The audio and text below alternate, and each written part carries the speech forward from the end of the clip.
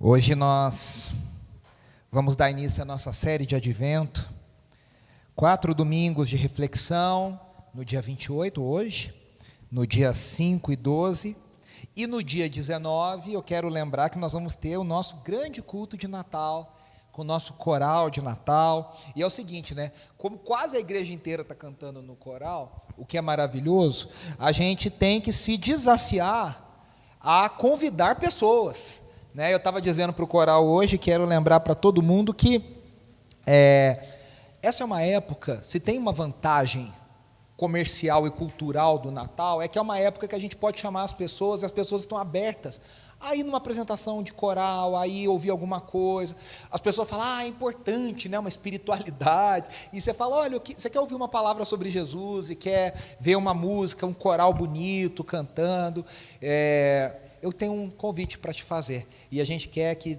estejam bastante pessoas aqui, a gente está programando inclusive fazer 2 apresentações, a gente está crendo que a gente vai ter gente para fazer 2 apresentações, às 17 e às 19 horas, nosso horário tradicional 17, e mais uma extra às 19, então vai ter um culto de Natal, com coral, com as músicas tão lindíssimas, uma palavra também, e eu creio que vai ser muito especial. É interessante porque, eu esqueci só de projetar, a gente fala de Advento, e Advento é um período do calendário litúrgico, você está olhando aqui e está pensando assim, por que tem essas velas aqui? Tem algumas coisas muito interessantes. Primeiro, para uma parte da igreja brasileira, o Advento cheira como alguma coisa de católico, e é engraçado porque o crente brasileiro tradicional, assim, o velho, o evangélico, o crentão, ele é primeiro, acima de tudo, um anticatólico. Por quê? Porque, historicamente, as cidades eram dominadas pelas igrejas católicas, e quando os missionários protestantes chegaram, houve muita confusão, houve muita briga, houve muita disputa de poder, houve muito boicote por parte de padres, enfim. Então, historicamente, criou no coração da igreja protestante brasileira essa coisa de que nós somos anticatólicos, né? E aí o pessoal fala, mas esse negócio de vela, de advento, isso não é uma coisa católica? Não, não é. Isso é uma coisa, é uma tradição da igreja cristã anterior ao surgimento da igreja católica apostólica romana, né? É uma coisa que a igreja primitiva já celebrava. E o que é o advento? É o período de 4 domingos no calendário litúrgico anterior ao Natal. Então, nesse ano, dia 25 é sábado, 26 é domingo, então quer dizer, o último domingo antes do Natal é 19. Então, a gente tem 4 domingos, 28 de novembro, 5 de dezembro, 12 de dezembro, 19 de dezembro, que a gente celebra o Natal. Por que são 4 velas? É uma vela a cada domingo. A gente não acendeu a vela, a gente ia até acender, mas tem um detector de fumaça bem aqui em cima. Então, não ia ser um resultado muito legal para as irmãs que gastam tempo penteando o cabelo e tal. Não ia dar certo, né? Então, mas você saiba que a tradição do Advento é acender uma vela a cada domingo, né? Inclusive, a gente está até pensando, essa semana foi tão corrida, mas a gente quer, e existem várias pessoas que já fazem isso, a tradição de famílias fazer um calendário de advento. O que é isso? É uma atividade a cada dia, a partir de hoje, até o dia 25, preparando o coração para o Natal. Então, tem leituras específicas, a gente vai indicar no nosso Telegram, se você não está lá no nosso Telegram, vamos indicar no nosso Instagram também. Por exemplo, a Editora Fiel, nossos irmãos da Editora Fiel, disponibilizaram um e-book gratuito do John Piper, com leituras diárias de advento do John Piper. São pequenas leituras, que nem a gente fez na Páscoa, a gente fez na Quaresma, juntos como igreja, né, do C.S. Lewis.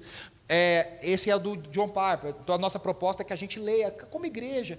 Cada dia você vai ler ali, como se fosse o seu, na Metodista era o cenáculo, né?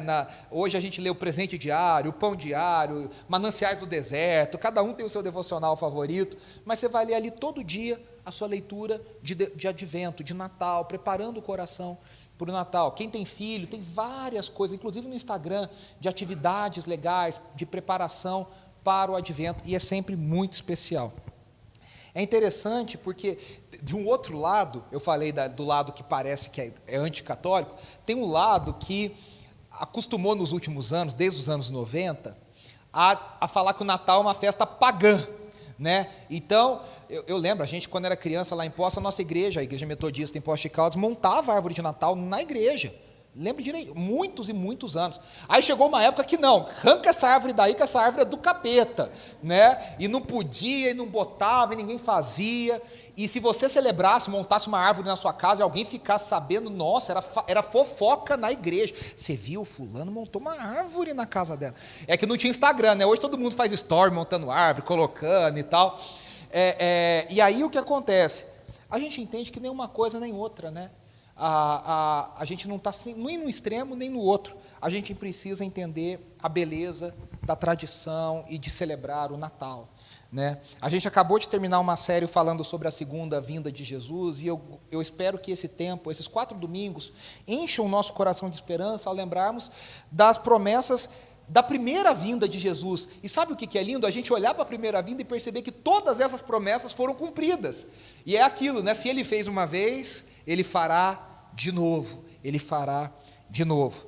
Então, nessa série, nós vamos meditar nos 4 nomes, nos 4 títulos que Isaías dá em Isaías capítulo 9 para Jesus. E hoje nós vamos começar com maravilhoso conselheiro, né? Nós vamos falar dele daqui a pouco. Vamos ler o texto de Isaías 9, do 1 ao 7, se você quiser ler aí, se você quiser ler comigo aqui, diz assim: contudo, não haverá mais escuridão para os que estavam aflitos.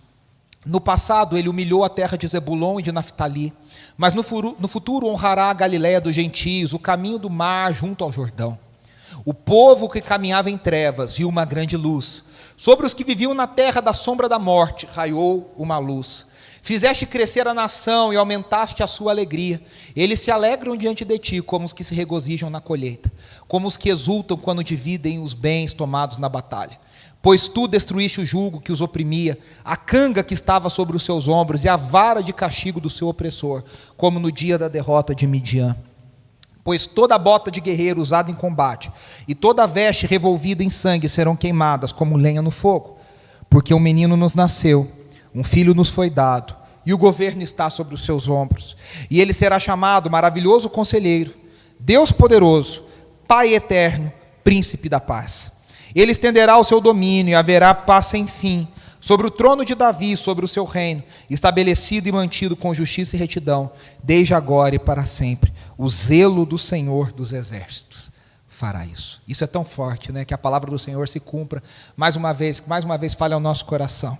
Essa é uma promessa, não é de qualquer um, é uma promessa selada pelo próprio zelo do Senhor. É interessante, porque Isaías está escrevendo no período pré-exílio babilônico. Primeiro que é o seguinte, o ministério de Isaías foi muito longevo. Ele pegou de muitos reis, um período muito grande na história. Tanto que alguns estudiosos textuais propõem que, na verdade, há mais de um Isaías. Não necessariamente no nome, mas como se houvessem outros profetas na mesma escola profética de Isaías. E aí eles chamam de Isaías 1, Isaías 2, e alguns propõem até um Isaías 3, porque as pessoas viviam menos, e é um período muito grande da história que é coberto pelas profecias de Isaías.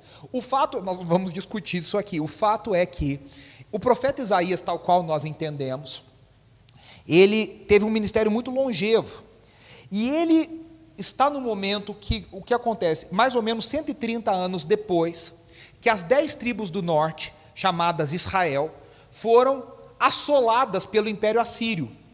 O Império Assírio, através de Senaqueribe, invadem Samaria, a capital de Israel, e eles destroem, num período ali de 20 e poucos anos, um cerco, demora e tal, mas o cerco final e a destruição aconteceu em 722 a.C. Agora está Isaías perto do ano 600 anos antes de Cristo, e ele está olhando e profetizando agora para Judá e Benjamim, as 2 tribos chamadas de Judá, onde a promessa de Davi permanece, aonde Deus disse que nunca haveria de faltar um descendente para Davi. As tribos do norte já eram, sumiram, deixaram de existir. É esse povo que vai misturar, e lá no tempo de Jesus vai virar os samaritanos. É aquele primo distante, não bem-vindo na sua ceia de Natal, que você não quer que ele esteja, Claro que ali é um motivo religioso muito mais sério. Agora Israel virou Judá, Judá virou Israel. Isaías está profetizando, dizendo, pessoal, pelo pecado de vocês vai vir um outro exílio. Só que é interessante, dessa vez o exílio não era para acabar com Israel de vez.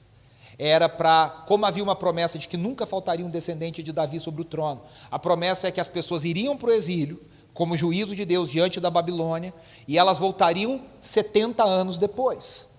E Isaías está nesse período pré-exílio.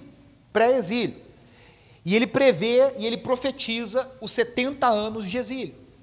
O que acontece? A queda de Jerusalém aconteceu em 586 a.C. Em 586 o templo foi destruído, a cidade foi invadida pelos babilônios.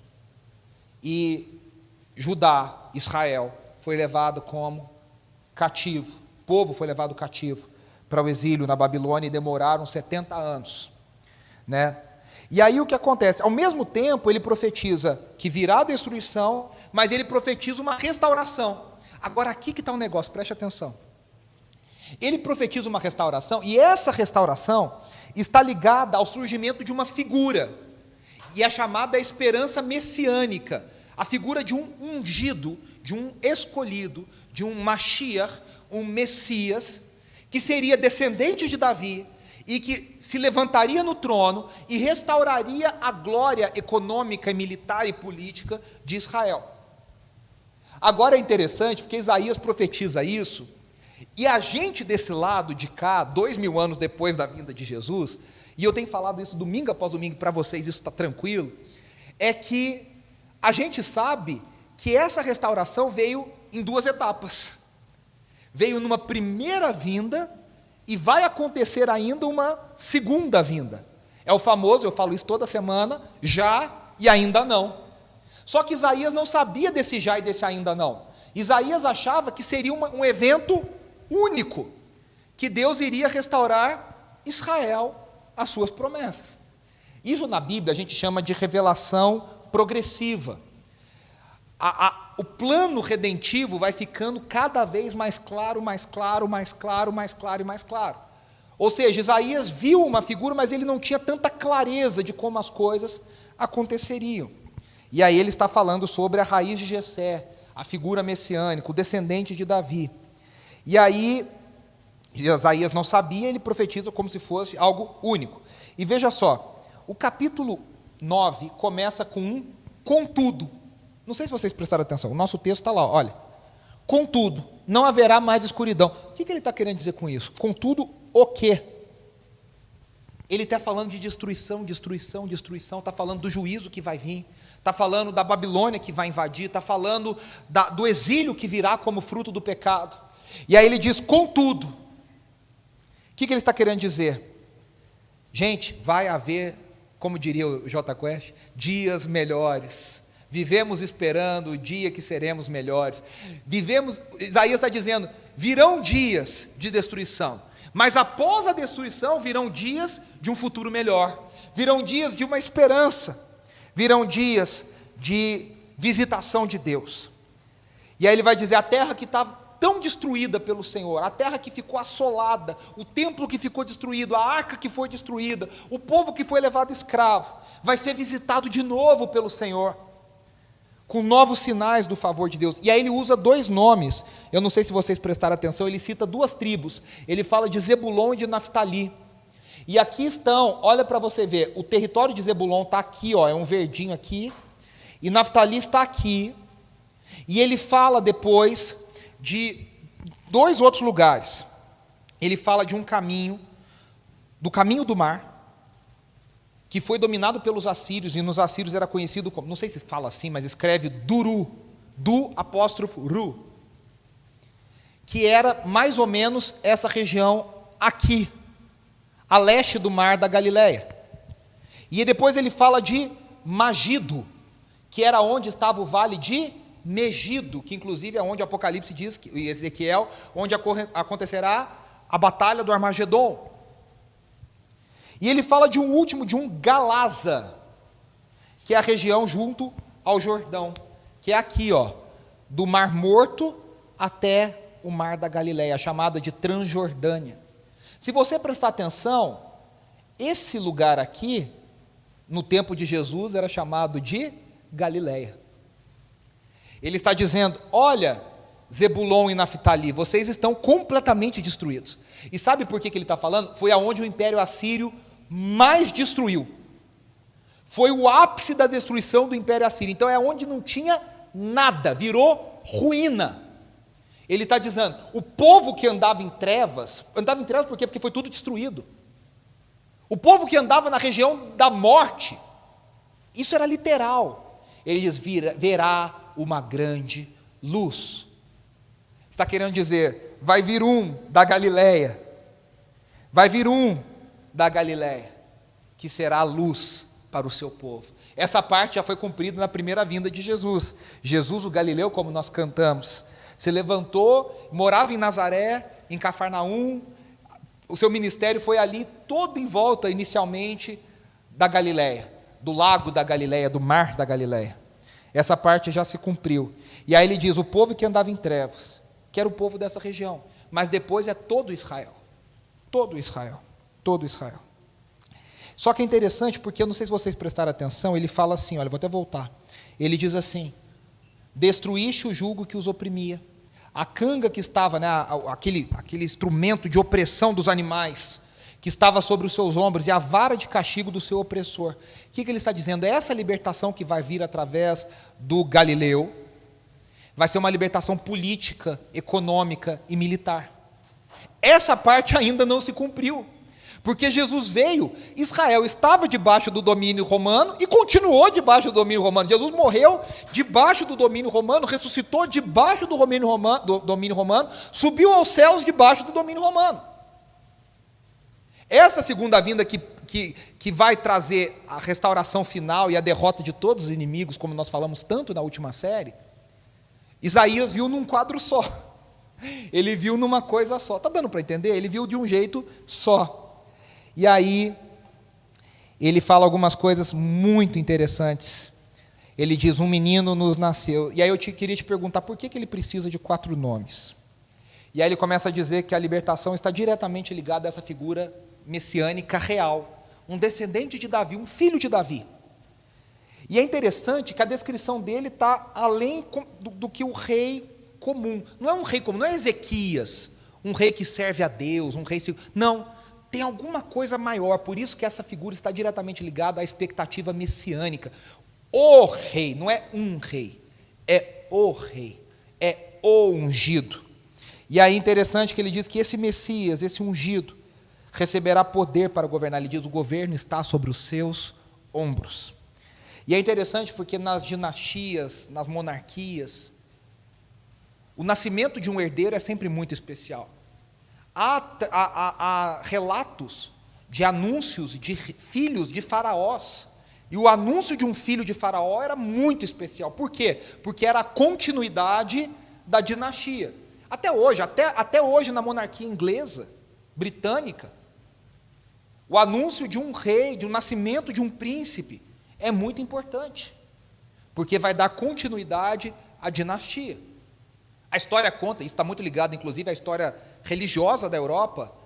Por exemplo, Henrique VIII, que fundou a igreja anglicana, ele teve muito problema para ter um filho homem. E não conseguiu ter. Na verdade, ele teve um, chamado Eduardo, que morreu muito cedo. E aí foi quando Maria Tudor, ou Maria Louca, sua meia-irmã, assumiu. Depois ela morre e assume a rainha Elizabeth I. E aí, se você mergulha nesse período da história, tem muitos filmes, muitas histórias, muitas séries sobre isso, você vê como aquele homem tentou ter um herdeiro. Ele criou a igreja anglicana só para poder se divorciar, casar com outra e tentar ter um filho. E mudou o panorama religioso da história da igreja mundial. Inclusive na América, inclusive na nossa América, na América do Norte, na América do Sul, mudou tudo. Todo o panorama religioso, porque ele entendia a importância de um herdeiro. E aí, Isaías diz, um menino nos nasceu, um filho se nos deu. E ele diz que esse menino vai ser divino. Olha só de novo no texto. Ele diz, Porque um menino nos nasceu, um filho nos foi dado, e o governo está sobre os seus ombros. E aí fala que ele vai ser chamado Deus Poderoso. Veja, esse menino é homem, gente, mas ao mesmo tempo ele é Deus. Todas as heresias, todas as heresias da história da igreja ligadas à cristologia, à pessoa de Cristo Jesus, elas caem numa das duas situações. Tem o arianismo, tem docetismo, tem uma série de questões, de heresias criadas na história da igreja. Todas elas falam, ou negam a plena humanidade de Jesus. Ele parecia humano, mas ele não era humano totalmente, ele era quase como um fantasma. Ou negam a sua total divindade.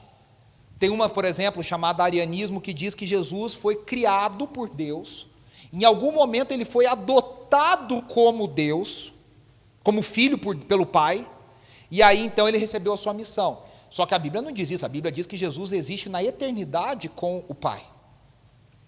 Uma outra dizia, chamada adocionismo, diz que tinha o homem Jesus, e que de repente caiu sobre ele o Cristo, que era uma entidade divina. Então, Cristo era uma entidade separada da pessoa Jesus. Por quê? Porque é muita maluquice a gente parar. É que a gente está tão acostumado a não pensar e dar a resposta pronta, mas é muita maluquice o que Isaías está dizendo. Ele está dizendo, vai nascer um menino, no meio do povo de Israel, e esse menino vai ser plenamente humano, e esse menino vai ser plenamente Deus. E ele é tão especial, e esse rei é tão especial, esse príncipe é tão especial, que ele tem 4 títulos para descrever a sua grandeza. O John Walton, que é um grande estudioso do mundo antigo, grande estudioso, uma das referências sobre o mundo antigo, ele diz que no mundo antigo, especialmente no Antigo Oriente Próximo, era comum que o rei adotasse um nome ao ascender ao trono. A gente tem isso na história da Europa. Filipe, o grande, Frederico, o generoso, não sei quem. É óbvio que a pessoa não nasceu com esse nome. Não, olha, está nascendo aqui Frederico o Sábio. Não, ele não nasceu com isso. Depois que ele sobe ao trono, ele se dá esse título para dizer como ele quer ser chamado e conhecido pelas pessoas. Alguns títulos são dados pelo povo depois do reinado. Maria Tudor ficou conhecida como Maria a Louca. Você acha que ela queria ser chamada de Maria Louca? Claro que não, os outros chamaram depois. Então, o que a gente está falando de maravilhoso conselheiro, o Deus forte, o Deus eterno, o Pai da eternidade e o Príncipe da paz, são 4 títulos para descrever como vai ser o reinado desse Messias. São as qualidades e os feitos. Olha como o Joe Walton traduz esses 4 títulos, eu acho muito legal, porque tira a gente dessa decoreba que a gente já tem. Ele fala assim, se eu fosse escrever esses títulos de novo numa frase, eu diria, o guerreiro divino é um planejador sobrenatural. O soberano do tempo é o príncipe da paz. E hoje nós vamos falar no maravilhoso conselheiro, que John Walton traduz como planejador sobrenatural. O maravilhoso conselheiro. Algumas pessoas na história entendem que são títulos separados, maravilhoso, vírgula, conselheiro, vírgula. A maior parte dos estudiosos entende que não, é um título só, maravilhoso conselheiro. É um nome só, é um título só. Mas vamos ver eles separadamente, depois a gente junta. Maravilhoso, a palavra no hebraico é Pelé, que para nós tem um significado bem interessante, porque o maior jogador de futebol da história. Inclusive eu estava vendo um estudo do Craig Groeschel, um pastor, líder, escritor norte-americano, e ele falava, em hebraico a palavra é Pelé, e ele fala, Pelé is not the Brazilian soccer player, ele fala, não é o jogador brasileiro, né? Porque Pelé é o cara que dispensa apresentações no mundo inteiro, né? É maior que o Brasil, para fora a referência é gigantesca. Mas no hebraico a palavra é Pelé, que significa, de acordo com o dicionário internacional, veja só, eu coloquei aqui, atos de Deus indicando maravilhas cósmicas e também façanhas históricas em favor de Israel. Coisas que são incomuns e que estão além da capacidade humana, coisas que causam assombro. Esse maravilhoso conselheiro, ele está além da compreensão humana, ele é um símbolo da intervenção de Deus na história, ele causa um assombro, ele é uau! Uau! Ele é Pelé, ele é maravilhoso. Esse Messias é sobrenatural, ele está além da nossa compreensão. E por que ele é sobrenatural? A Bíblia diz que ele recebeu sobre si o Espírito Santo sem medida. Ele tinha o Espírito Santo sem medida. Olha o que diz Isaías 11. Um ramo surgirá do tronco de Jessé, e das suas raízes brotará um renovo. O Espírito do Senhor repousará sobre ele.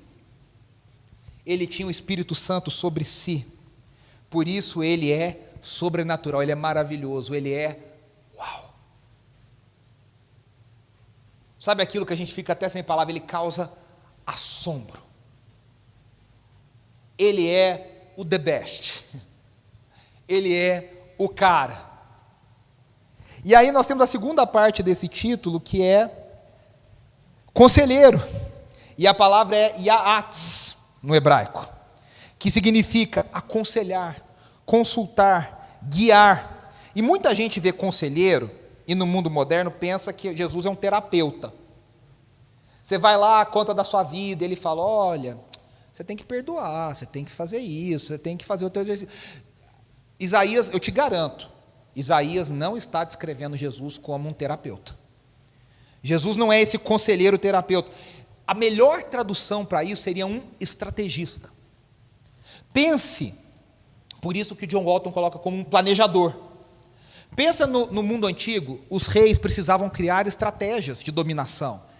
Quem gosta de seriado, de livro, assim, sabe disso, né? Os caras estão sempre guerreando, sempre se defendendo, sempre indo atrás, sempre acontecendo. E quem que ajudava o rei nessa estratégia? Os seus conselheiros. Todo o seriado antigo, medieval, dessa coisa, tem o rei e ele tem um conselho, sempre tem um conselheiro meia boca, sempre tem um melhor, sempre há uma briga entre o conselho, mas a ideia de que há um estrategista, alguém que está ali traçando os planos.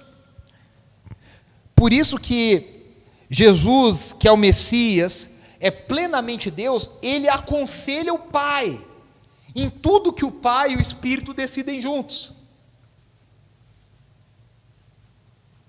Paulo faz uma pergunta retórica, no final do capítulo 11 de Romanos, e ele diz, quem conhece a mente de Deus?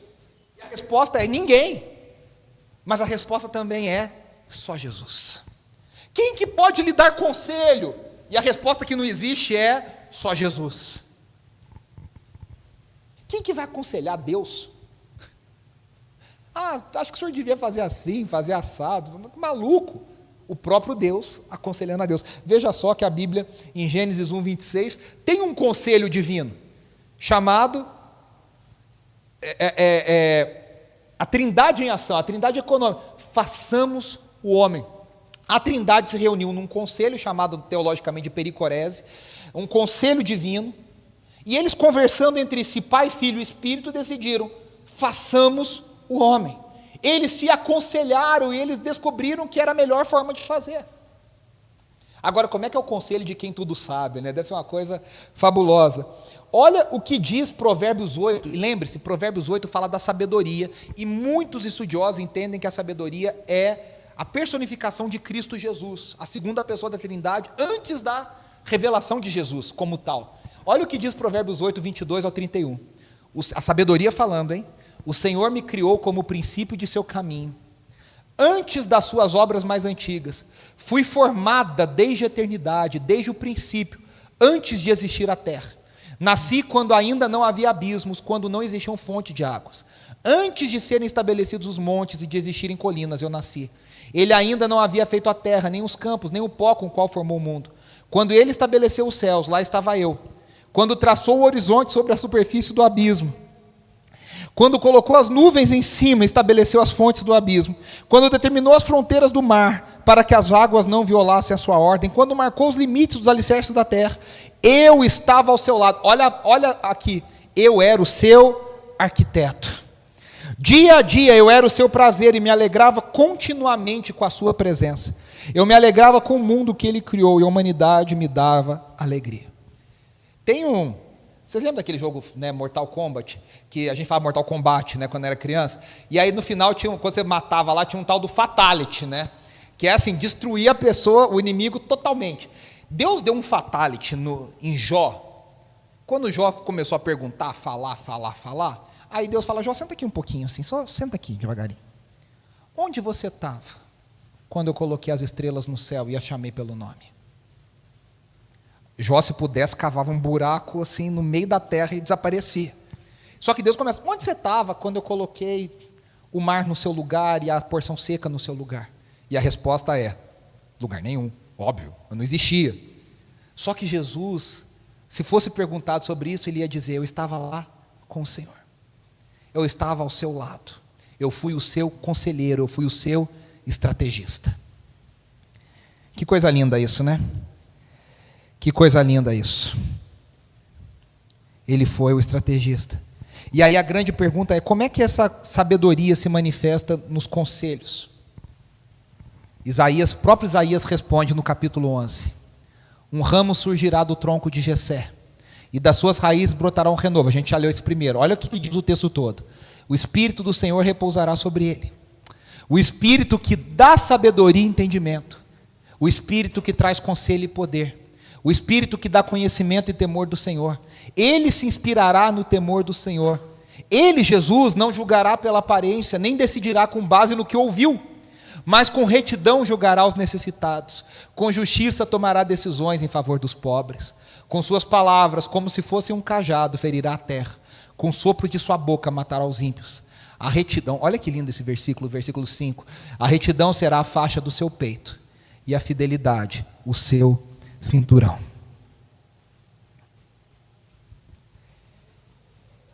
Provérbios 8, um pouquinho antes do que a gente leu, no versículo 6 diz: ouçam a sabedoria, pois tenho coisas importantes para dizer, os meus lábios falarão do que é certo.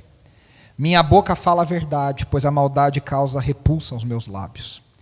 Todas as minhas palavras são justas, nenhuma delas é distorcida ou perversa. Para os que têm discernimento, são todas claras e retas para os que têm conhecimento. Prefiram a minha instrução à prata e o conhecimento ao ouro puro, pois a sabedoria é mais preciosa do que os rubis, nada do que vocês possam desejar compara-se a elas. Eu estava estudando isso, estava pensando assim: Salomão, que escreveu Provérbios 8, e Isaías, que profetizou no capítulo 9, no 11, eles estavam profetizando e eles não viram isso acontecer. Só que a gente tem o privilégio de olhar e falar: eu sei através dos evangelhos como isso aconteceu. Será que isso descreve o ministério de Jesus que a gente lê nos evangelhos? Para os que têm discernimento, são todas claras e retas para os que têm conhecimento. Jesus disse: olha, eu falo para confundir os que não estão vendo, mas eu falo para trazer clareza para os que estão entendendo. As minhas palavras são, olha o que ele diz aqui, são como foice, né? Ele fala, é um negócio assim pesado. Que coisa linda. E aí eu queria olhar para a primeira vinda do Messias e ver o maravilhoso conselheiro em ação, no ministério e na vida de Jesus. Isaías estava 600 anos antes, aproximadamente, do nascimento de Jesus. Nós estamos do outro lado, nós estamos depois de Cristo. Tem uma música da Aline Basco que diz: depois da cruz, eu fui... Nós estamos do lado de cá, e desse lado, o maravilhoso conselheiro já veio. Ele foi maravilhoso conselheiro, porque mesmo sendo Deus, ele se identificou conosco em todas as coisas. Olha o que diz: por que ele pode nos aconselhar? Por que ele pode ter estratégia? Porque ele sabe o que é estar na nossa pele. Ele sabe o que é estar no nosso lugar. Hebreus 4,14 diz, 14,15: portanto, visto que temos um grande sumo sacerdote que adentrou os céus, Jesus, o Filho de Deus, apeguemo-nos com toda a firmeza à fé que professamos, pois não temos um sumo sacerdote que não possa compadecer-se das nossas fraquezas, mas sim alguém que, como nós, passou por todo tipo de tentação, porém sem pecado. O texto que nós cantamos hoje, Filipenses 2, de 5 a 7, seja a atitude de vocês a mesma de Cristo Jesus, que embora sendo Deus, não considerou o ser igual a Deus, que o ser igual a Deus era algo a que devia apegar-se, mas esvaziou-se a si mesmo, vindo a ser servo, tornando-se semelhante aos homens. Jesus é o maravilhoso conselheiro que se colocou no nosso lugar. Por isso ele é o estrategista que conhece a nossa carne, a nossa fraqueza, as nossas tentações. Jesus ensinou com autoridade nunca antes vista. nunca antes vista. Ele diz assim, quer ver, olha, vocês ouviram, Mateus 5, 27 e 28, vocês ouviram o que foi dito, mas eu lhes digo. Ele estava dizendo, olha, pega o que Moisés falou e deixa eu complementar. Moisés era tipo assim, e Jesus está falando, vocês ouviram o que Moisés falou, mas eu falo além de Moisés. Jesus, o maravilhoso conselheiro, o estrategista, tem uma palavra de peso, aquela palavra que todo mundo ouve. Mateus 7, 28 e 29 diz, quando Jesus acabou de dizer essas coisas, o sermão do monte, né? Nessa aqui em Mateus 7, as multidões estavam maravilhadas com seu ensino, porque eles as ensinava como quem tem autoridade e não como os mestres da lei. É tipo assim, esse maravilhoso conselheiro sabe do que fala, ele fala com propriedade. Todos nós conhecemos gente assim, gente que tem título, mas quando você vê a pessoa falando, você fala assim, é ou não é? Em todas as áreas da vida a gente conhece gente assim. E todos nós conhecemos gente que às vezes não tem o mesmo currículo do fulano e do Beltrano, mas quando fala, você fala, rapaz, a pessoa sabe o que está falando. Esse entende, ou essa entende. Jesus falou e ensinou como maravilhoso conselheiro, como alguém, uma autoridade que nunca foi vista sobre a terra. Segunda coisa, Jesus conhecia a intenção do coração das pessoas à sua volta. Ele era um maravilhoso conselheiro porque ele sabia, inclusive Isaías disse isso, eu não julgo pelas palavras, eu julgo pelo que está dentro. Eu julgo em verdade, o meu juízo é em retidão. Jesus sabia o que estava dentro do coração. Por isso, aqui tem um exemplo de Mateus 9, 4, mas várias e várias vezes o Evangelho fala, Jesus sabendo o que estava no seu coração. Jesus sabendo o que estava por trás. Os fariseus perguntavam uma coisa, mas Jesus sabia o que estava por trás da pergunta. Por quê? Porque ele é um conselheiro divino. Ele é um estrategista sobrenatural. Ele é alguém que sabe além do que as palavras superficiais querem dizer. Terceira coisa, Jesus ensinou e fez o que veio do Pai. Por isso que ele é um conselheiro, um estrategista divino. João capítulo 5, versículo 19, Jesus lhe deu essa resposta. Eu lhes digo, verdadeiramente, que o Filho nada pode fazer de si mesmo. Só pode fazer o que vê o Pai fazer. Porque o que o Pai faz, o Filho também faz. O cumprimento de que esse maravilhoso conselheiro se levantaria no poder do Pai, se levantaria no poder de Deus.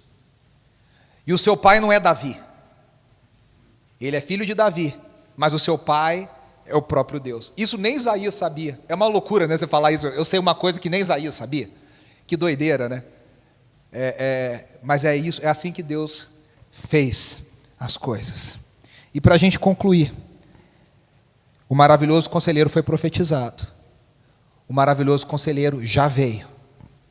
Mas o maravilhoso conselheiro continua em ação. Ele continua em ação. Primeira coisa que ele continua fazendo, ele nos defende diante do Pai.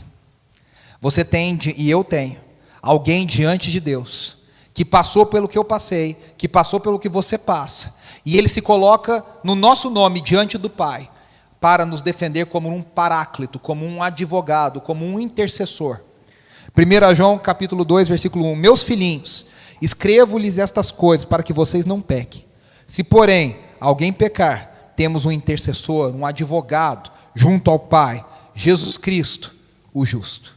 Ele está diante de Deus como um conselheiro, falando, eu paguei o preço por ele, eu paguei por ele, Pai, eu paguei por ela, eu fiz por ele, eu fiz por ela, já está pago, já está tudo consumado, tetelestai. Já está tudo consumado. Segundo, o maravilhoso conselheiro continua em ação. E ele conhece e entende as nossas necessidades. Como a gente disse, ele já esteve na nossa pele. Ele já andou nos seus sapatos. Ele conhece a dor, ele conhece todas as tentações. Não tem nada que a gente passe que ele não tenha passado. Terceiro, o maravilhoso conselheiro continua em ação e nós devemos ser totalmente honestos com ele. Aqui eu estava preparando e me lembrando. Quantas vezes Jesus, sabendo o que passava no coração das pessoas, falava para as pessoas assim, o que você quer que eu te faça? Cá entre nós, tem algumas assim que se fosse o Saraiva paciência zero, tolerância zero, ia dar uma resposta para Jesus. O cara é cego, está lá há 1000 anos esperando para um milagre, e Jesus olha para ele e fala: o que você quer que eu te faça? Se fosse o tolerância zero, ia falar: não, eu queria, sei lá, passar férias em Cancún. Eu quero ver, é óbvio, eu quero ver. O paralítico está lá há 38 anos, Jesus fala para ele: o que você quer que eu faça para você? Nós precisamos ser, o fato de Jesus saber, não tira, não anula a necessidade de nós falarmos. E sabe o que é interessante? Todo mundo aqui, a maioria já deve ter feito terapia, ou conversado com alguém, algum aconselhamento, alguma coisa. Às vezes a gente não conta alguma coisa de vergonha, porque a gente pensa assim: o que essa pessoa vai pensar, né? Porque tudo bem, é terapeuta, é conselheiro, é pastor e tal, mas é humano. E aí você fala assim: vou esconder isso aqui. Com Jesus a gente não precisa esconder nada, Ele sabe todas as coisas. A gente pode falar, a gente pode ser, como diz, brutalmente honesto, brutalmente sincero. A gente pode abrir o nosso coração, rasgar o nosso coração, porque Ele entende e conhece as nossas necessidades, e nós devemos ser totalmente honestos. As três últimas coisas. O que o maravilhoso conselheiro continua fazendo por mim e por você todos os dias? Ele fala, Ele continua falando. Apocalipse diz várias vezes: quem tem ouvidos para ouvir, ouça. Nós devemos ouvir o que diz o maravilhoso conselheiro. Marcos 9:7 diz: a seguir apareceu uma nuvem no monte da transfiguração, e os envolveu, e dela saiu uma voz que disse: este é o meu filho amado, ouçam-no. Se ele tem conselhos mais preciosos que o ouro, se ele tem conselhos mais preciosos que a prata, o que a gente tem que fazer? Ouvir. Ouvir, na mente hebraica, significa ouvir, entender e colocar em prática. Não é ouvir, guardar numa bagagem, um compartimento mental e deixar lá. Ouvir, decodificar, entender e praticar. Por isso que a quinta coisa é: devemos obedecê-lo fielmente. Se Ele é um maravilhoso conselheiro, Ele sabe coisas que eu não sei. Ontem a gente assistiu o último show do milhão dessa temporada. Não sei se vai ter outra, né, Andressa? Assim, se você estiver num dia sem paciência, não assista, porque dá uma agonia louca, assim. Você fala: não é possível que essa pessoa não sabe isso. Dá vontade de atravessar a tela para falar para a pessoa. Mas é interessante que tem uma ajuda lá, que é a tal da ajuda dos universitários, que eu não sei se ajuda ou se atrapalha, mas teoricamente é para ajudar. E aí, o que a pessoa fala? Pô, fulano faz o curso tal, ele sabe o que eu não sei. O que se espera? Que o universitário fala, é tal coisa, e a pessoa vai confiando no que o universitário falou e responde aquilo que ela não sabe. Por quê? Porque você acha que aquela pessoa tem algum certo tipo de autoridade. É que no programa esculhamba tudo, mas teoricamente teria um tipo de autoridade sobre o assunto. Por que a gente obedece Jesus? Porque Ele tem autoridade sobre todas as coisas, Ele sabe todas as coisas, Ele nos conhece, conhece o mundo, Ele conselhou a Deus quando o mundo foi criado. Ele sabe como o mundo funciona. E Ele pode nos ajudar nesses atalhos, que não é atalho para se dar bem, é o atalho no sentido de fazer a gente chegar aonde quer que a gente chegue. Deus sabe, tem a música que a gente canta aqui várias vezes, né? Leonardo Gonçalves, você gravou, Deus sabe o que vai dentro da alma, Deus ouve a oração suplicante, Deus vê a tua angústia e te acalma, Deus sabe, Deus ouve, Deus vê.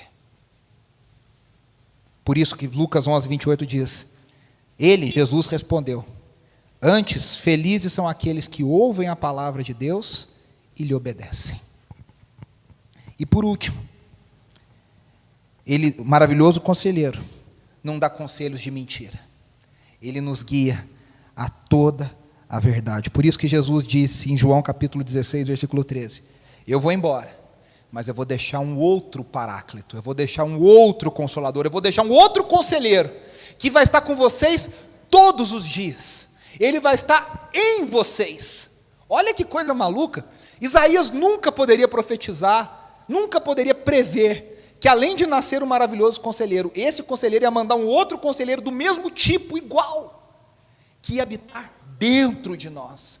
E Jesus disse, e Ele vos guiará a toda a verdade. A toda a verdade. Esse é o Espírito Santo, que é um conselheiro tão bom, do mesmo tipo, quanto o maravilhoso conselheiro que é Jesus. que eu e você, a gente começa esse período de advento agradecendo a Deus, porque a gente tem esse maravilhoso conselheiro, esse estrategista, esse que aconselhou e aconselha o próprio Pai, o próprio Espírito. Ele está em nós, está conosco, Ele é por nós, está em nós, todos os dias, nos dando direção, nos dando sabedoria, nos ajudando, como diz a canção, nessa longa estrada da vida, nos ajudando nesses dias tão difíceis que a gente tem vivido. Você pode fechar os seus olhos para nós orarmos? Senhor, eu te agradeço, obrigado. Obrigado porque o Senhor é um Deus que diz e o Senhor é um Deus que cumpre. Obrigado porque Isaías profetizou sobre o ramo de Jessé, o filho de Davi que viria, 600 anos antes do nascimento dele, e ele veio, tal qual o Senhor havia mostrado. E ele cumpriu tudo aquilo que o Senhor nos mostrou, tudo aquilo que o Senhor disse que ele faria. Obrigado porque nós temos essa esperança de que o Senhor, se Ele veio uma vez, Ele virá uma segunda vez. Se as promessas da sua primeira vinda foram cumpridas, as promessas da sua segunda vinda serão cumpridas. Pai, que nós sejamos direcionados, consolados, animados, esperançados pelo maravilhoso conselheiro, o conselheiro divino, o estrategista que é o Senhor, que é igual ao Senhor, que faz parte dessa trindade divina poderosa, mas que se fez um de nós, que esteve na nossa pele, que sabe exatamente o que nós sentimos. Que nós ouçamos a sua voz e que nós o obedeçamos. Que nós tenhamos sabedoria, que Ele derrame sobre nós sabedoria, para viver os dias que temos pela nossa frente. Essa é a nossa oração, no nome dEle, o maravilhoso conselheiro, Jesus. Amém. Amém e amém.